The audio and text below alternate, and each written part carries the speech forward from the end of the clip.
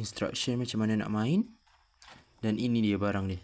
Memang smart, macam dia buat panjangan untuk jam seperti biasa. Okey, cantik. Baiklah, inilah penampakan Boboiboy Watch, iaitu mempunyai kuasa 7 elemental, iaitu halilintar, ais, solar, gempa, duri, blaze dan taufan. Baiklah, untuk dari segi design memang sangat cantik dan bagi saya cukup detail untuk sebuah jam daripada Monster, iaitu pembuatan baru seperti DX kalau kalian tahu. Baiklah, dekat sini kita ada tulisan Boboiboy. Okey, itu dia. Untuk bahagian sini dia adalah getah, jadi tak mudah putus lah bagi saya. Baiklah, ini dia. Untuk saiz, lumayan bagus untuk menurut saya. Ya, itu dia. Memang terbaik lah. Mantap. Ini untuk manual dia. Ada dua bahasa, iaitu English dan juga bahasa Melayu. Jadi kita boleh tengok macam mana untuk pasangkannya. Untuk hidupkannya, jom kita ke langkah seterusnya. Let's go. Baiklah, langkah yang pertama kita perlu cabut dia punya pelapik bateri ni. Okey, sebelum tu kita tengok dulu detail dekat belakang. Kita sudah cabut dia punya tali. Detailnya ada tulisan Boboiboy. Okey. Baiklah, langkah yang pertama kita perlu cabut yang ini. Cabut saja. Okey, sudah tercabut. Lepas tu, cara untuk on dia adalah tekan selama 3 saat. Okey, sehingga keluar bunyi macam tu. Baiklah, itu saja untuk langkah onnya. Seterusnya kita akan mainkan dengan Boboiboy Watch ni.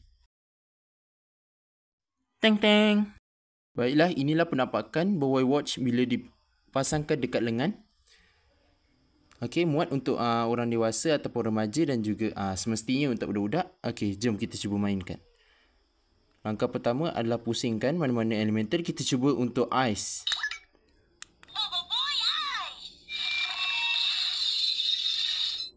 Okey, itu adalah sound untuk Boboiboy ais. Seterusnya kita akan cuba untuk sound Boboiboy solar pula.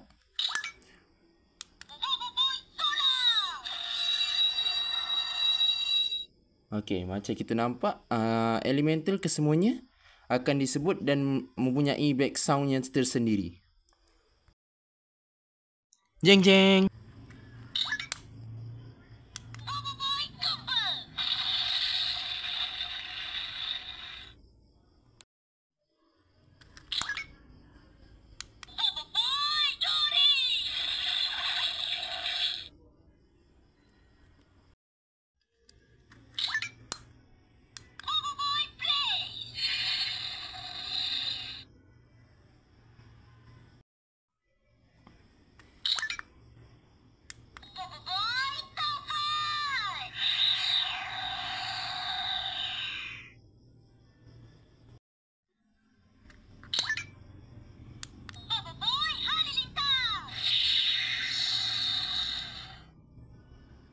Okey, cara untuk off senang saja. Kita akan gunakan langkah yang kedua tadi untuk on. Tapi kali ini untuk off pula.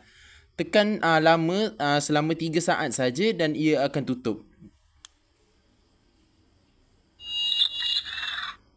Okey, itu menandakan bunyi dah off. Okey, itu saja. Baiklah, itu saja review dari sini.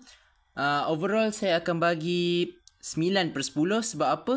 Ini adalah langkah yang terbaik untuk permulaan Animonster, iaitu Monster Play, iaitu bermacam-macam. Seperti kita tahu, dah banyak ada figure Boboiboy, yang lain-lain, kuasa elemental dia, betul tak? Untuk yang ini, boleh ada keluarkan suara Boboiboy. Bagi saya sangat menarik.